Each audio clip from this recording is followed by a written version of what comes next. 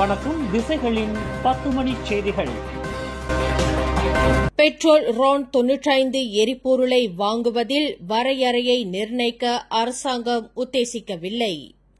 புடி மடானி RON 95 திட்டத்தின் கீழ் மானிய விலையில் கிடைக்கும் பெட்ரோல் RON 95 எரிபொருளை மக்கள் நாள் ஒன்றுக்கு ஒரு முறை மட்டுமே வாங்க முடியும் என்ற வரையறையை நிர்ணயிக்க அரசாங்கம் உத்தேசிக்கவில்லை என்று நிதி அமைச்சு இன்று தெளிவுபடுத்தியுள்ளது.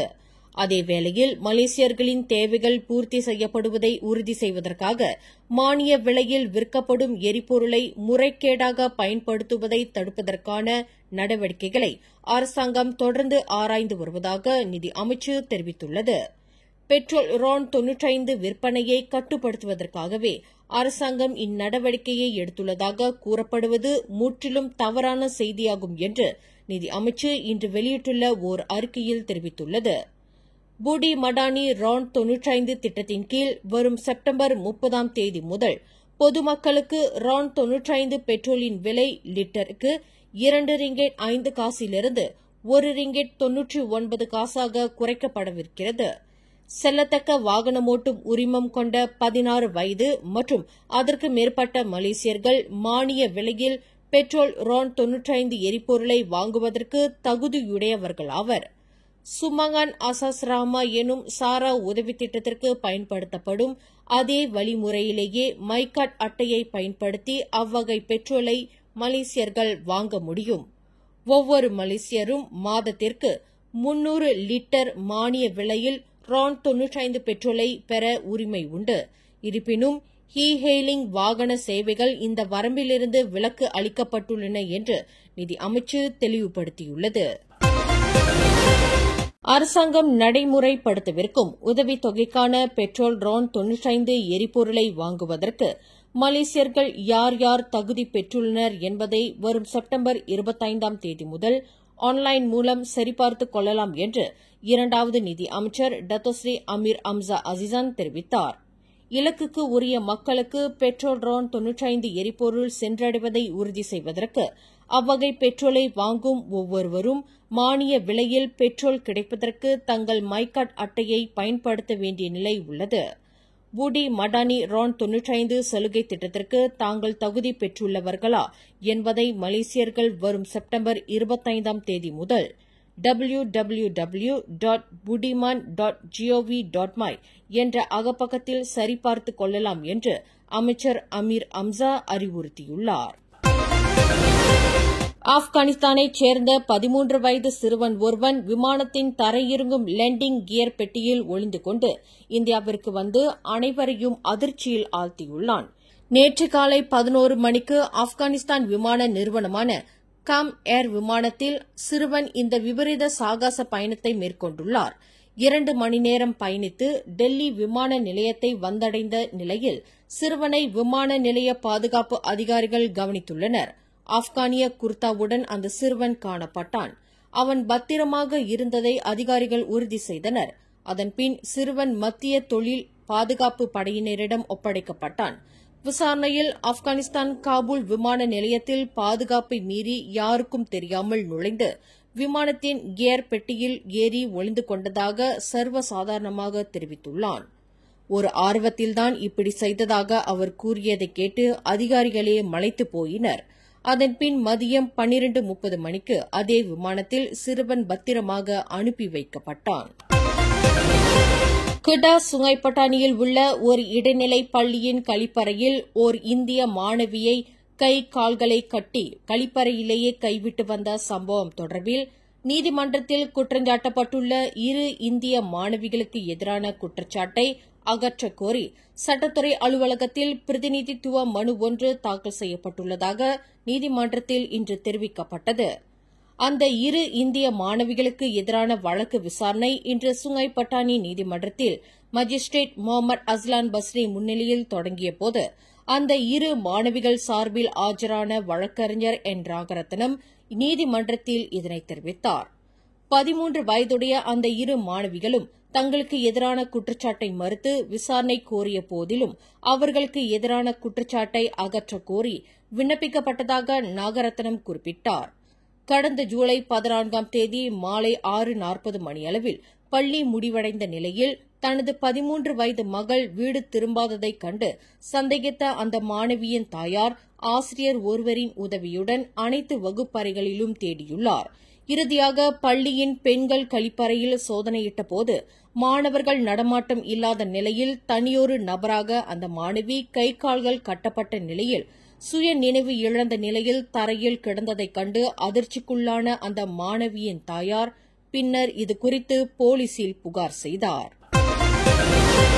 மைக்காட்டில் சேதமுற்ற மென்பொருளை இலவசமாக மக்கள் மாற்றிக்கொள்ள முடியும் என்று அரசாங்கம் நேற்று அறிவித்ததைத் தொடர்ந்து முதல் நாளான இன்று நவம்பர் 23ஆம் தேதி யுடிசி மையங்களில் உள்ள தேசிய பதிவு இலாகாவான JPN அலுவலகங்களில் மக்கள் கூட்டம் நிரம்ப காணப்படுகிறது. சிரமான் அம்பாங்கன் யுடிசி மையத்தின் JPN முகப்பிடங்களில் கூட்ட நெரிசல் ஏற்பட்டது. இன்று காலை முதல் மாலை 4 மணி வரை உள்ளூர் நாளேடு ஒன்று நடத்திய ஆய்வில் மக்கள் காத்திருக்கும் இடங்களில் கூட்ட நெரிசல் ஏற்பட்டதுடன் வாடிக்கையாளர்களின் தேவையை பூர்த்தி செய்ய வழக்கத்திற்கு மாறாக அனைத்து முகப்பிடங்களும் திறக்கப்பட்டுள்ளன. விரைவில் அறிமுகப்படுத்தப்படவிருக்கும் உதவித் தொகைக்கான பெட்ரோல் RON 95 எரிபொருளை வாங்குவதற்கு மைக்காட்டில் உள்ள மென்பொருள் செயல்பாட்டில் இருக்க வேண்டும். அது சேதமுற்று இருக்குமானால் உதவித் தொகைக்குரிய பெட்ரோலை வாங்குவதில் சிரமம் ஏற்படலாம் என்று நினைவுறுத்தப்பட்டுள்ளது. இதனைத் தொடர்ந்து தங்கள் மைக்காட்டின் செயல்பாட்டை தெரிந்து கொள்ள பலர் JPN அலுவலகங்களில் குவிந்துள்ளனர். சிலாங்கூர் மாநில அரசுக்கு சொந்தமான அதிகாரத்துவ வாகனத்தில் பயணிக்கும்போது அதன் அதிகாரி ஒருவர் வாகனத்தின் கண்ணாடியை இறக்கி ஒரு கையில் சிகரெட்டை பிடித்தவாறு புகைத்துக் கொண்டு சென்ற காட்சி சமூக வலைதளங்களில் வைரலானதைத் தொடர்ந்து அந்த அதிகாரிக்கு காரணம் கோரும் கடிதம் வழங்கப்பட்டுள்ளது. அந்த அதிகாரியின் செயலை சிலாங்கூர் மாநில அரசு கடுமையாக கருதுவதாக மாநில அரசாங்க செயலாளர் வெளியிட்டுள்ள ஓர் அறிக்கையில் தெரிவித்துள்ளார். சிலாங்கூர் மாநில அரசின் ஊழியர்கள் ஒவ்வொருவரும் மாநில அரசின் தோற்றத்தை காப்பதில் கடமை உள்ளவர்கள் ஆவர். மாநில அரசுக்கு சொந்தமான உடைமைகளை பயன்படுத்தும் போது அனைத்து விதிமுறைகளையும் கடைபிடிப்பது அவசியமாகும். ஓர் அதிகாரியின் இத்தகைய கட்டொழுங்கு குறைபாடு மாநில அரசின் தோற்றத்திற்கு இழுக்கு சேர்க்கும் என்று மாநில செயலாளர் தனது அறிக்கையில் குறிப்பிட்டுள்ளார். பினாங்கு ஆட்சிக்குழு உறுப்பினரும் பிராய் சட்டமன்ற உறுப்பினருமான டத்தோஸ்ரீ சுந்தர்ராஜு சோமுவின் சிஸ்வா பிராய் 2025 எனும் 2025ஆம் ஆண்டுக்கான பட்டப்படிப்பு மாணவர்களுக்கான இலவச மடிக்கணினி உதவித்திட்ட நிகழ்வு நேற்று திங்கட்கிழமை பினாங்கு கொம்தார் ஆடிட்டோரியத்தில் வெகு சிறப்பாக நடைபெற்றது. கடந்த ஆண்டு தத்தோஸ்ரீ சுந்தர்ராஜு தாம் சட்டமன்ற உறுப்பினராக இருக்கின்ற பிராய் தொகுதியில் பட்டப்படிப்பு மாணவர்களுக்கான பிராய் திட்டத்தை அறிமுகப்படுத்தினார். இந்த முதல் முயற்சியில் தொகுதியில் உள்ள தகுதி வாய்ந்த 100க்கும் மேற்பட்ட மாணவர்கள் தங்கள் உயர்கல்வி பயணத்தை தொடங்கும்போது அவர்களுக்கு ஆதரவு கரம் நீட்ட 500 ரிங்கிட் முதல் 2000 ரிங்கிட் வரையிலான நிதி உதவியை வழங்கினார். மாணவர்களின் குடும்ப சுமையை குறைப்பதற்கும் நமது இளையோர்கள் பல்கலைக்கழகம் அல்லது கல்லூரி வாழ்க்கையில் அடியெடுத்து வைக்கும்போது அவர்களுக்கு தேவையான ஊக்கத்தை வழங்குவதற்கும் இந்த திட்டத்தை டத்தோஸ்ரீ சுந்தர்ராஜு தொடங்கினார். இந்த 2025ஆம் ஆண்டில் சிஸ்வா பிராய் திட்டம் விரிவுபடுத்தப்பட்டுள்ளது. மாணவர்களுக்கு வழங்கப்படும் நிதியுதவி முக்கியமானதாக இருந்தாலும் மடிக்கணினிகளை வழங்குவதும் மிக முக்கியத்துவம் வாய்ந்த ஒன்று என்று தாம் உணர்ந்ததாக டத்தோஸ்ரீ சுந்தர்ராஜு தமது உரையில் குறிப்பிட்டார். ஏனென்றால் ஒரு மாணவர் பல்கலைக்கழகத்தில் நுழைவதற்கு முன்பே ஒரு மடிக்கணினி மிகவும் அவசியமான ஒன்றாகும். மேலும் அவர்களுக்கு தேவையான மிகவும் விலை உயர்ந்த சாதனங்களில் மடிக்கணினியும் ஒன்றாகும். பல குடும்பங்களுக்கு, குறிப்பாக குறைந்த வருமான பின்னணியைச் சேர்ந்தவர்களுக்கு இது மிகவும் பெரிய சுமையாக உள்ளது. உயர்கல்விக்கூட மாணவர்களுக்கு இன்று ஒரு மடிக்கணினி ஒரு ஆடம்பரம் அல்ல, ஆனால் ஒரு அடிப்படை தேவை. இது கற்றல், ஆய்வு, தகவல் தொடர்பு மற்றும் டிஜிட்டல் பொருளாதாரத்தில் மாணவர்கள் தங்களை வளப்படுத்திக் கொள்வதற்கான ஒரு சாதனமாகும். எனவேதான் இந்த ஆண்டுக்கான முயற்சியாக பிராய் தொகுதி மற்றும் பிராய் தொகுதிக்கு வெளியே இருந்து ஒட்டுமொத்தமாக 50 மாணவர்களை தேர்ந்தெடுத்துள்ளோம். குடும்பத்தின் நிதி பின்னணியை கருத்தில் கொண்டு 38 மாணவர்களுக்கு தலா 1800 ரிங்கேட் மதிப்புள்ள மடிக்கணினிகள் வழங்கப்பட்டுள்ளது. மேலும் 4 மாணவர்களுக்கு 1000 ரிங்கிட் முதல் 1500 ரிங்கிட் வரை நிதியுதவி வழங்கப்பட்டுள்ளது. இதற்கான மொத்த செலவினம் 70,000 ரிங்கிட் ஆகும் என்று டத்தோஸ்ரீ சுந்தர்ராஜு தமது உரையில் தெரிவித்தார். அந்நிய நாட்டு பதிவு எண்களை கொண்ட வாகனங்கள் உதவித் தொகைக்குரிய பெட்ரோல் ரான் 95 எரிபொருளை வாங்குவதற்கு அரசாங்கம் விதித்துள்ள தடை தொடரும் என்று 2வது நிதி அமைச்சர் டத்தோஸ்ரீ அமீர் அம்சா அசிசான் தெரிவித்துள்ளார்.